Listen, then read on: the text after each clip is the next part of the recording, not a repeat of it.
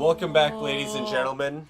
Welcome back for the second episode in a row. I'm warning you guys right now, if you are against smut and or art, sexually explicit fanfics, please leave now. Or stay. I just don't want to hear you bitch about it. This one hurts me a lot. Art is subjective, as they say, and all smut is art. For those of you wanting to read along, this is called A Pitiful Display by 14789632255 on Archive of Your Own. Oh, fuck yeah, this is short. It is a Dimitri X Violet. No! As requested specifically by Melissa, the person screaming no. Yeah, but I didn't want them to read it. They were the ones that were like, we have to read it. Oh, we do. Your Highness, is something the matter? Dimitri lifted his head from his plate and glanced wearily at Didiu, sat beside him. The Dusker man was gazing at him with a concerned expression across his face, green eyes searching the young prince for an answer. The prince looked flushed with a red stain across his cheek and a shiny sheen of sweat beading at his forehead. Dimitri shook his head and toyed with his meal even more, stabbing at his fish with his fork, but not bringing it to his mouth. Is there something wrong with the food? I will speak with the chef if that is the case, Didiu offered. Dimitri shook his head and dropped his cutlery onto his plate. Didiu had noticed that his highness had not been himself throughout the entire day, and he was struggling to figure out what it was, especially since the prince would not speak to him about the issue.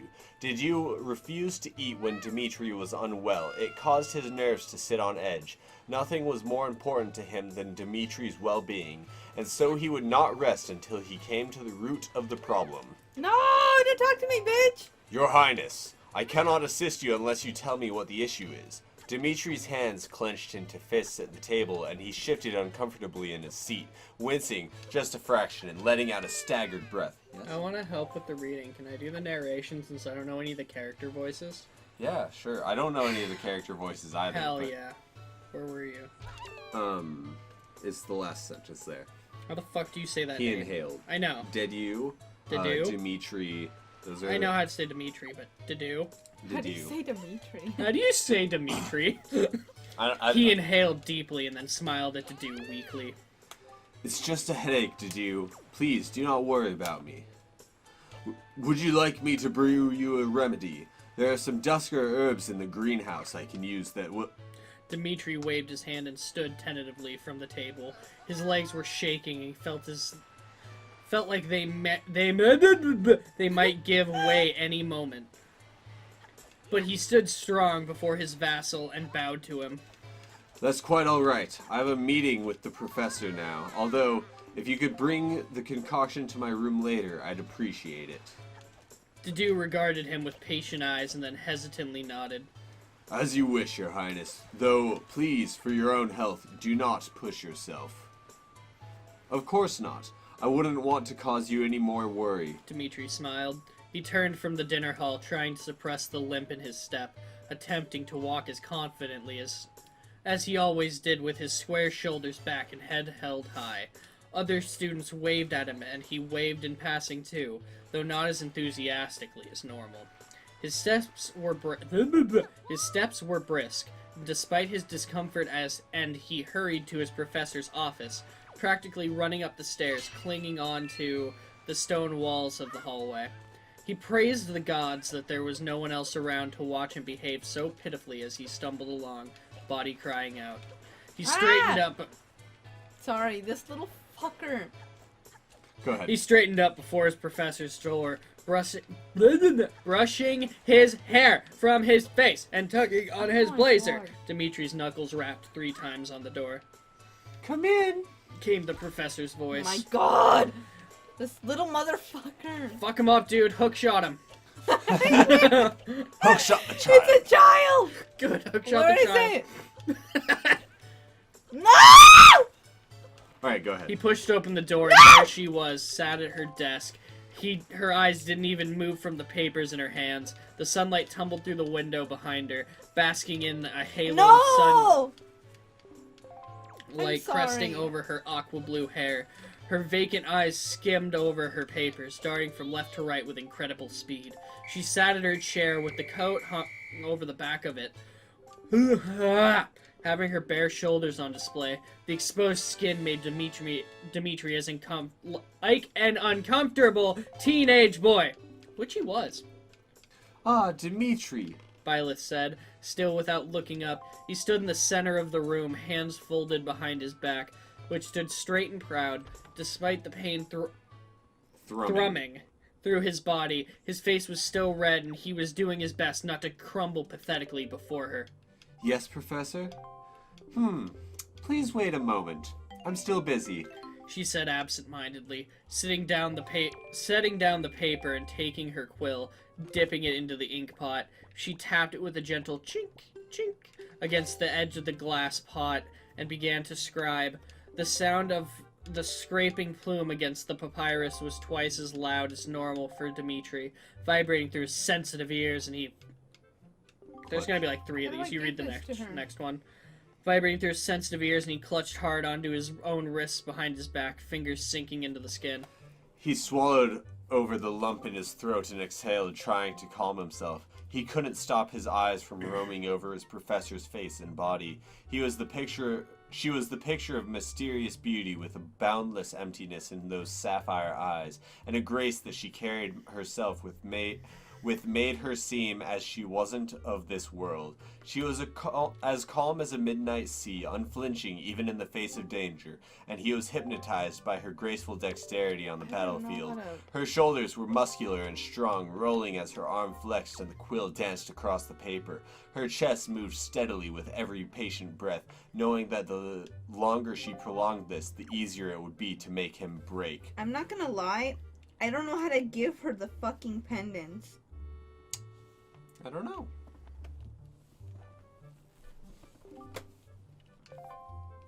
What? I don't know what... If you can't leave this room because you already did the thing with the finding the kids, and if you leave the room it'll reset.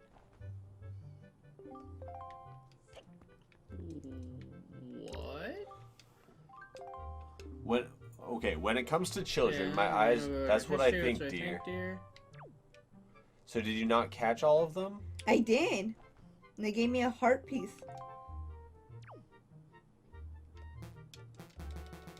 I don't know how the fuck to give that to her. Is that the last Triforce piece? No, it's one of them. Oh. This is gonna be upsetting.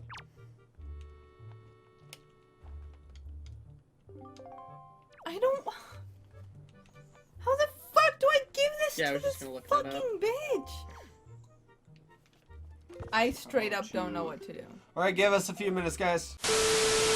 Dimitri's teeth chattered and he stared up at the ceiling, trying to contain himself as she continued to write. Time passed achingly slow, and Byleth picked up piece after piece of paper, reading and copying from the various sheets onto one single piece. She finally appeared to be ready with it and straightened all of the papers up on her desk, putting them into one of her desk's drawers. "You've done so well," she smiled at him. Dimitri whimpered at the praise and his knees buckled slightly, but he still stood on the spot. She had told him to wait. Byleth pushed back from her desk slightly and gestured for him to join her at his desk. Yeah. He made his way over to her, his legs trying to remember how to walk, and he had to hold on to the edge of her desk, fingers threatening to splinter the wood with the strain he was putting on himself. Dimitri came to stand between his professor and the desk, and she helped lift him to sit in the empty space on the wooden surface. He let out a sharp cry and clutched tightly onto the fabric of his trousers, legs slightly parted so that Byleth could draw back in between them, still in her seat and still with that empty, glazed-over look in her eyes. "You've been like this all day?" Fuck you. "Yes, Professor, just as you asked," she hummed, pleased, and her fingers pulled on the front of his trousers, tugging the buttons undone. She opened the fabric up and her hand ghosted over the solid bulge. A snicker passed her lips and she met his teary blue eyes. "You must be desperate." I am, Professor, please. Such a good boy." she murmured, her fingers tugging down the small clothes just enough to pull out his cock. It was slightly smaller than average, but she loved it all the more. Initially, he had been ashamed of his size and had been worried on how he was going to be able to find a wife to bear an heir to the throne and continue Bladed? Blazin. No, it's Bladed? It should be blazin. Yep, they definitely did not. That's how you spell it, like blazin? No. Oh, I don't know. Something. I don't know, it's so weird. The bladed line. Petrified of the thought that his future wife would laugh at his small size, but even his professor's gentle words and even gentler touches made him think that perhaps there was hope for him. Professor, please. Violet's fingers danced along the small length of Dimitri's cock, Oh, God. ghosting over him with a touch so light it was almost painful. His head rolled against his shoulders and he drew his bottom lip between his teeth, biting down so hard that he thought he'd break the skin.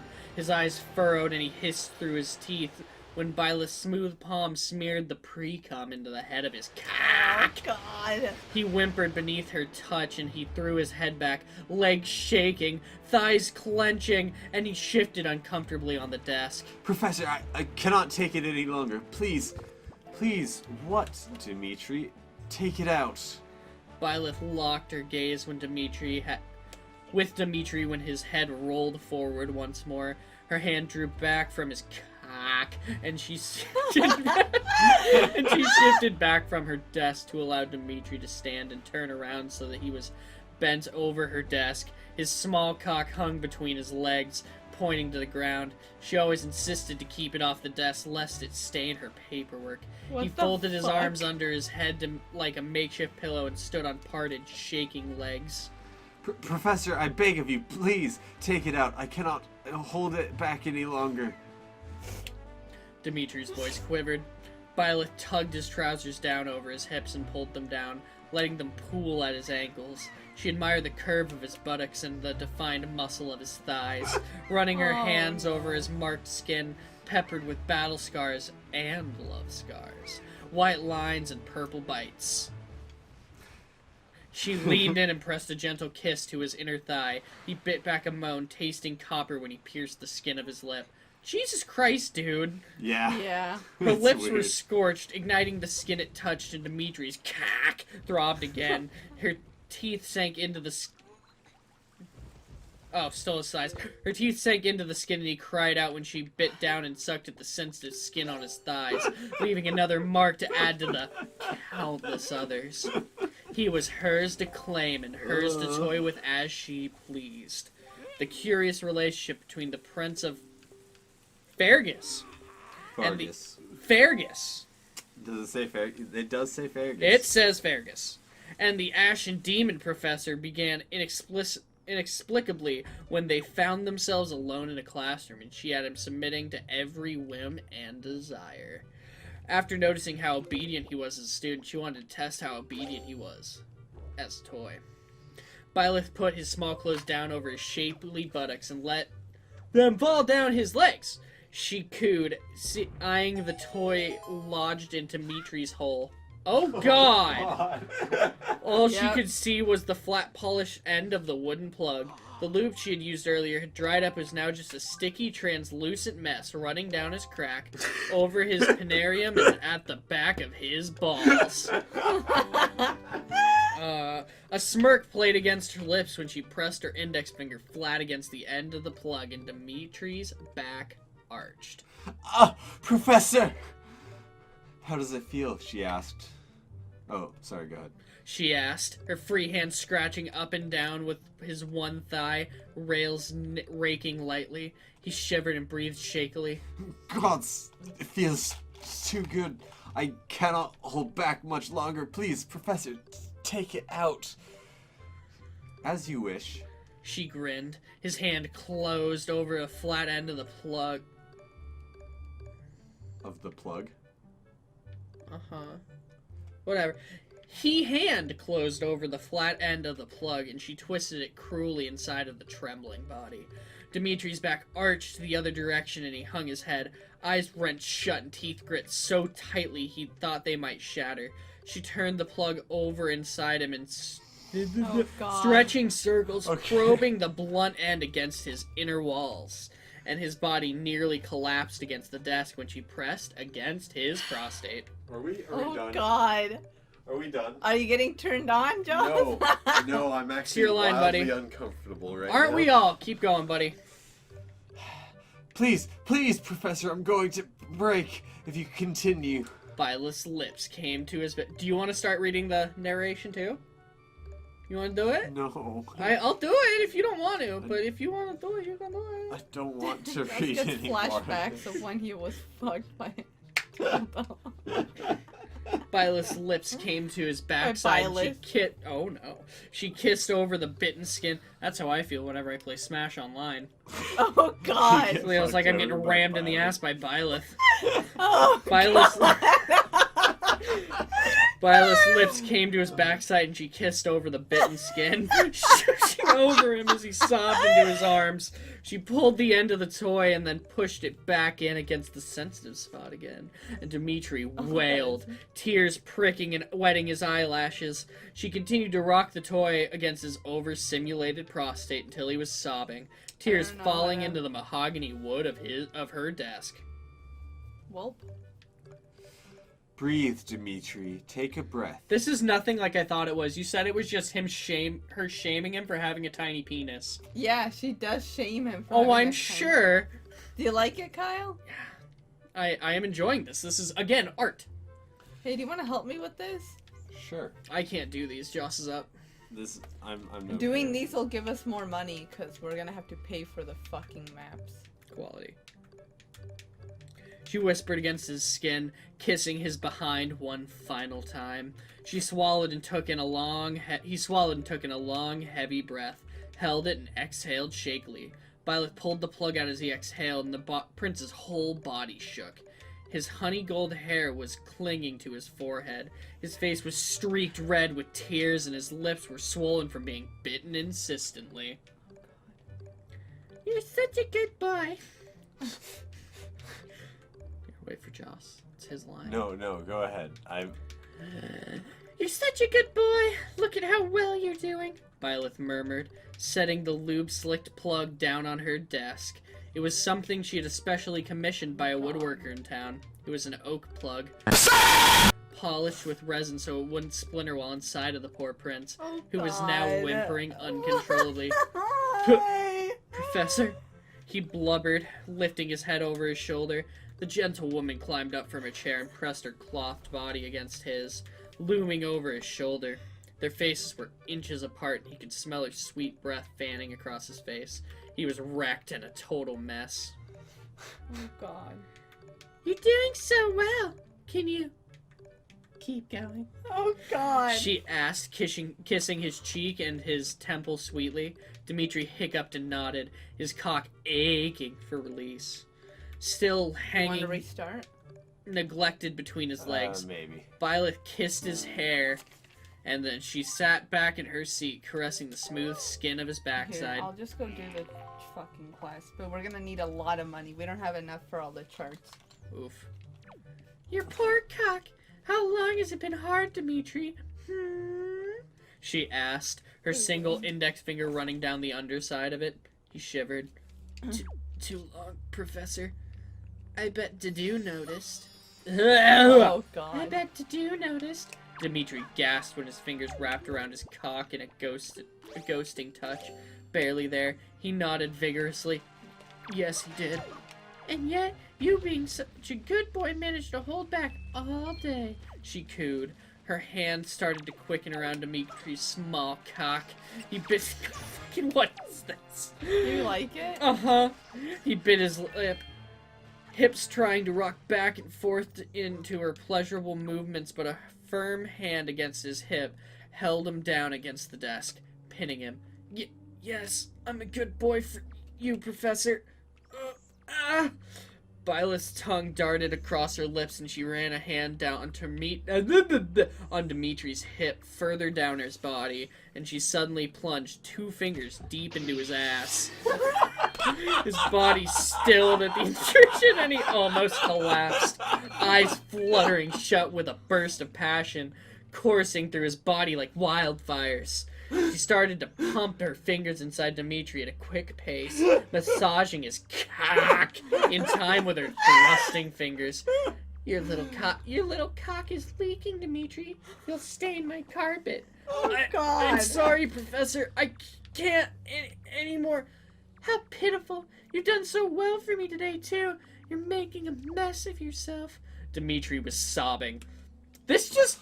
I don't know how I feel about this. You like it? It feels like bullying. Yes. But whatever you're into, man. I read it because it sounded funny, and it was This is something. a lot, yeah.